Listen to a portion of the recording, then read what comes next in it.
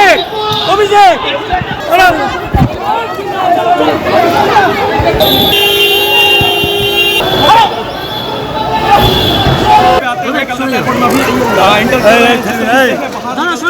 उनकी छवि आप साफ देख सकते हैं।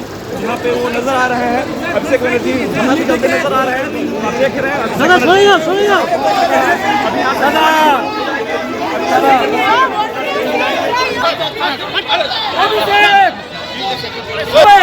অভিষেক অভিষেক नजर आ रहे हैं। आप देख रहे हैं তিনবার নোটিশ দেওয়ার পরও হাজিরা দেননি অভিষেক বন্দ্যোপাধ্যায়। আজকে সন্ধ্যে 6টার মধ্যে ভবানী ভবনে তাকে হাজিরা দিতে হবে এরকমই নির্দেশ আদালতের। বিমানবন্দর থেকে বেরিয়ে গিয়েছেন অভিষেক বন্দ্যোপাধ্যায়। আমাদের প্রতিনিধি জিলম করঞ্জয়ের সঙ্গে আমরা আবার যোগাযোগ করেছি। জিলম, একদমই সামনে যে দৃশ্য আমার সহকর্মী শান্তনু দেখাচ্ছে, আমরা তেগড়িয়ার এখানে ফ্লাইওভারের উপর আছি এবং অভিষেক বন্দ্যোপাধ্যায় তৃণমূলের সাংসদ, সর্বভারতীয় সভাপতি, তার গাড়ির সামনে এগিয়ে চলেছে ভবানী ভবনের দিকে। এবং তোমাকে জানিয়ে রাখবো যে এই যে সই জাল কাণ্ডের যে অভিযোগ এবং তা নিয়ে যে সিআইডি বারবার তলব করা হয়, আজকে হাইকোর্টের যে নির্দেশ, সেই নির্দেশে সন্ধ্যে 6টায় যে সিআইডি তাকে তলব করেছে তাকে সময়ের মধ্যে পৌঁছতে হবে। এবং যেটা জানা যাচ্ছে তিনি সরাসরি এখান থেকে ভবানী ভবনের উদ্দেশ্যে রওনা দিয়েছেন। সামনের যে দৃশ্য দেখছো, যে গাড়িগুলো রয়েছে কালো গাড়ি এখানে, সেই গাড়ির মধ্যে একটিতে রয়েছেন তৃণমূলের সাংসদ এবং সর্বভারতীয় সাধারণ সম্পাদক অভিষেক বন্দ্যোপাধ্যায়। এবং তিনি যখন এয়ারপোর্টে বেরোন সেখানেও তার বিরুদ্ধে চোর চোর স্লোগান ওঠে এবং একই সঙ্গে পাল্টা তৃণমূলের কিছু সমর্থক তারা তার জয়ধ্বনি করে চোর স্লোগান চলার পরেও আজকে অপ্রীতিকর সেরকম কোনো ঘটনা ঘটেনি পুলিশের পক্ষ থেকে। এবং সেখানে যে নিরাপত্তা রক্ষীরা ছিলেন তারা তাকে গাড়িতে তুলতে সক্ষম হন। যদিও আজকে আমরা দেখেছি প্রায় 3:30 থেকে তৃণমূলের বেশ কিছু তরুণ সমর্থক তারা হাজির ছিলেন এবং তৃণমূল ছাত্র পরিষদের বেশ কয়েকজন সদস্য হাজির ছিলেন। তারাই এখান থেকে তার সেফ প্যাসেজ করার চেষ্টা করেন, কিন্তু সেফ প্যাসেজ চেষ্টা করলেও তার বিরুদ্ধে সেখানে উপস্থিত যারা ছিলেন সেখানে এয়ারপোর্টে তাদের মধ্যে থেকে চোর চোর স্লোগান ওঠে এবং তারপরে তাকে গাড়িতে তোলা হয়। যদিও সাংবাদিকদের বারবার প্রশ্নের উত্তর তিনি কোনো দেননি এবং গাড়িতে উঠে যান। এবং সামনে যে দেখতে পাচ্ছ, আমরা এই মুহূর্তে লেক টাউন পার হচ্ছি এবং সেখান দিয়ে আমরা যেটা জানতে পারছি বাইপাস ধরে সোজা ভবানী ভবনের উদ্দেশ্যে যাচ্ছে এই গাড়ি। সামনে যে দৃশ্য আমার সহকর্মী শান্তনু দত্ত দেখাচ্ছে। তবে তোমাকে জানিয়ে রাখবো যে ভবানী ভবনে এই যে তাকে বারবার তলব করা হচ্ছিল, 3বার তলব করা হয়েছিল এবং আজকে হাইকোর্টের যে নির্দেশ, সেই নির্দেশে বারবার বলা হয়েছে যে অভিষেক বন্দ্যোপাধ্যায়কে তদন্তকারীদের সঙ্গে সহযোগিতা করতে হবে, তাকে সময়ে আসতে হবে এবং না হলে রোকাকবজ দেওয়া হবে না। তার আইনজীবীদের পক্ষ থেকে দাবি করা হয় তিনি 4টে নাগাদ আসবেন কলকাতা বিমানবন্দরে এবং সেই মতো আমরা দেখতে পেলাম 4:15 নাগাদ তার যে বিমানে করে তিনি নেমে আসেন এবং এয়ারপোর্ট থেকে বেরোন। এবং বেরোনোর পরই এই মুহূর্তে যে দৃশ্য দেখতে পাচ্ছ, সরাসরি তিনি যে গাড়ি করে ভবানী ভবনের উদ্দেশ্যে যাচ্ছে। তবে এই যে সই জাল নিয়ে যে অভিযোগ, সেটা হচ্ছে যে বিধানসভায় বিরোধী দলনেতার যে প্রস্তাব, তিনি যে প্রস্তাবে অফিসিয়াল লেটার সাবমিট করেছিলেন তাতে যে সইগুলো অ্যানেক্সার করেছিলেন তার মধ্যে বেশ কিছু সই জাল হয়েছিল বলে অভিযোগ করা হয় তৃণমূলেরই 2 বিধায়কের পক্ষ থেকে। এবং পরবর্তীকালে সিআইডি তদন্ত যখন শুরু করে তখন বেশ কয়েকজন বিধায়ক তারা তদন্তকারীদের জানান যে ওখানে যে সই করা আছে সে সই তার নয়। এবং পরবর্তীকালে সিআইডি গোয়েন্দারা তৃণমূলের যে পার্টি অফিস আছে হরিশ চ্যাটার্জি স্ট্রিটে একেবারে জিলম, তুমি আমাদের সঙ্গে থাকো। হাইকোর্টের নির্দেশ মেনে আজই অভিষেক বন্দ্যোপাধ্যায়কে সিআইডির কাছে হাজিরা দিতে হবে সন্ধ্যে 6টার মধ্যে। ভবন ভবনের সামনের কি ছবি, সরাসরি কথা বলবো আমাদের প্রতিনিধি সুকান্ত মুখোপাধ্যায় রয়েছে আমাদের সঙ্গে। সুকান্ত, অভিষেক অভিষেক দেখো, সরাসরি যখন অভিষেক বন্দ্যোপাধ্যায় আসছেন ভবানী ভবনের দিকে তার আগে তোমাকে একবার সরাসরি ছবিটা দেখাবো যে ইতিমধ্যে কলকাতা পুলিশের তরফে এবং ভবানী ভবনের ঠিক বাইরের গেটে সেখানে কিন্তু সেন্ট্রাল ফোর্স মোতায়েন করা হয়েছে এবং কড়া নিরাপত্তা রাখা হয়েছে। এই যে মেন গেট, এই মেন গেট থেকে কিন্তু অভিষেক বন্দ্যোপাধ্যায় ঢোকার কথা রয়েছে। তবে এখন অভিষেক বন্দ্যোপাধ্যায় সরাসরি বিমানবন্দর হয়ে তিনি ডিরেক্টলি তার বাড়িতে যাবেন, তারপর নথিপত্র নিয়ে এখানে আসবেন, নাকি সরাসরি তিনি এখানে আসবেন এটা নিয়ে একটা অনিশ্চয়তা রয়েছে।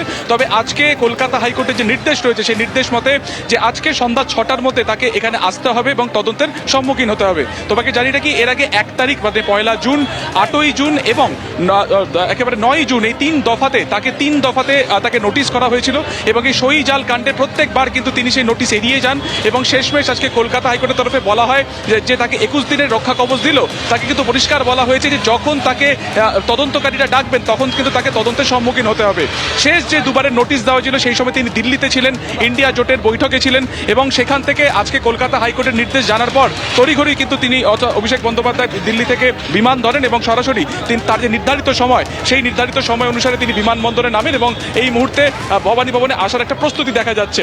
এবং তোমাকে জানিয়ে রাখি যে সই জাল কাণ্ডে তার কি ভূমিকা রয়েছে, যে রেজলিউশন নেওয়া হয়েছিল সেই আসল রেজলিউশনের যে কপি সেই কপিও কিন্তু তার কাছেই রয়েছে বলে সিআইডি সূত্রে খবর। তো সেক্ষেত্রে দাঁড়িয়ে তিনি কেন সেই আসল রেজলিউশনের কপি এখনো পর্যন্ত জমা দেননি, এই বিষয়গুলো কিন্তু খতিয়ে দেখার জন্য সিআইডি তরফে তাকে ডাকা হয়েছে এবং কড়া নিরাপত্তা রাখা হয়েছে। আমরা দেখতে পাচ্ছি ঠিক সেন্ট্রাল ফোর্স এই মুহূর্তে ভবানী ভবনের বাইরে সেখানে পোস্টিং রয়েছে যাতে কোনো রকম অপ্রীতিকর কোনো ঘটনা না ঘটে। তার কারণ বিমানবন্দরের বাইরেও আমরা দেখলাম চোর স্লোগান তাকে দেওয়া হচ্ছে, ফলত সেই একই রকম ঘটনার পুনরাবৃত্তি যাতে এই ভবানী ভবনে ঢোকার আগে না হয়, যাতে কোনো অবৈধ জমায়েত না থাকে তার উপর কিন্তু একেবারে নজর রয়েছে কলকাতা পুলিশের এবং সেন্ট্রাল ফোর্সের। সামনের এই যে রাস্তা তুমি দেখতে পাচ্ছ যে অভিজিৎ দত্ত যে ছবি দেখাচ্ছে একদম সুকান্ত, অর্থাৎ কোনো রকম যাতে অপ্রীতিকর পরিস্থিতি তৈরি না হয়, ভবানী ভবনে যখন অভিষেক বন্দ্যোপাধ্যায় ঢুকবেন তার জন্যই নিরাপত্তার আঁটো ব্যবস্থা করা হয়েছে।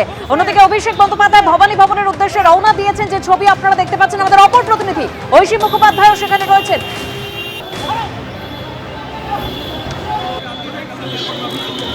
একেবারে দেখো উল্টোডাঙ্গা রাস্তা এই মুহূর্তে পেরিয়ে গিয়েছে, বাইপাসের দিকে অগ্রসর হচ্ছে অভিষেক বন্দ্যোপাধ্যায়ের গাড়ি। মূলত আজকে কিন্তু হাইকোর্টের নির্দেশে তাকে কিন্তু তলব করা হয়েছে। এর আগেও কিন্তু 3 বার তিনি সমন এড়িয়ে গিয়েছেন, তবে আজকে কিন্তু হাইকোর্টের নির্দেশ রয়েছে যে তাকে হাজিরা দিতে হবে, সিআইডির সম্মুখীন হতে হবে। মূলত এই যে সইজাল কাণ্ড সেই কাণ্ডেই কিন্তু তাকে তলব করা হয়েছিল। এর আগে 3 বার তিনি সমন এড়িয়েছেন, সিআইডির সম্মুখীন হননি, তবে আজকে তদন্তের স্বার্থে হাইকোর্টের নির্দেশ রয়েছে যে তাকে সেই সমনে সাড়া দিতে হবে এবং যেতে হবে সন্ধ্যে 6টার মধ্যে।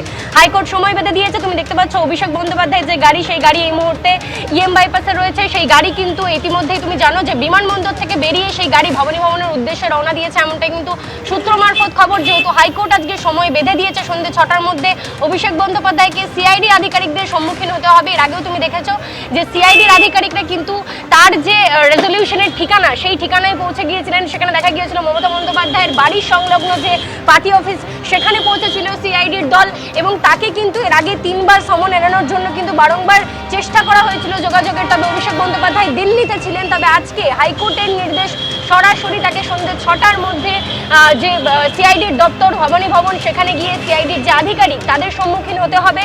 এই যে সইজাল কাণ্ড, সেক্ষেত্রে 2 জন বিধায়কের অভিযোগ জমা এবং তার পরবর্তী সময়ে তারা যদিও বা ব্লক গঠন করেছেন, কিন্তু এই সইজাল কাণ্ডের সিআইডি তদন্তে নেমে কারা সই করেছিলেন, ব্লক লেটারে কাদের স্বাক্ষর ছিল, এই সমস্ত বিষয়ে তদন্তের জন্য তদন্তের খাতিরে অভিষেক বন্দ্যোপাধ্যায়কে তারা তলব করেছেন।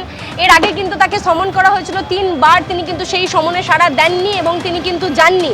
তার পরবর্তী সময়ে আজকে কিন্তু দেখা যাচ্ছে যে রীতিমতো তাকে হাইকোর্টের নির্দেশ সন্ধ্যে 6টার মধ্যে তাকে সময় বেঁধে দেওয়া হয়েছে, সন্ধ্যে 6টার মধ্যে তাকে যেতেই হবে। এবং এই মুহূর্তে দেখতে পাচ্ছ বাইপাসে তার গাড়ি রয়েছে এবং এখান থেকেই তিনি যাবেন আজকে ভবানী ভবনে, এমনটাই কিন্তু খবর আছে। কিন্তু হাইকোর্টের নির্দেশ রয়েছে সন্ধ্যে 6টার মধ্যে তাকে সেই সমনে সাড়া দিয়ে যেতে হবে। এর আগে 3 বার তিনি হাজিরা এড়ালেও কিন্তু আজকে মনে হচ্ছে যে তিনি কিন্তু যেতে পারেন ভবানী ভবনে এবং সেই মোতাবেকই দেখা যাচ্ছে বিমানবন্দর থেকে নির্ধারিত সময়ে তার গাড়ি বেরোনোর পরে এই মুহূর্তে বাইপাস হয়ে সেই গাড়ি কিন্তু ভবানী ভবনের উদ্দেশ্যেই এগিয়ে চলেছে।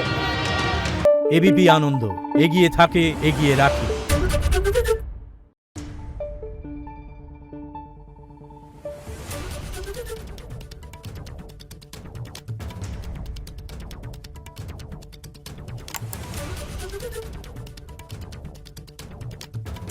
Thank you.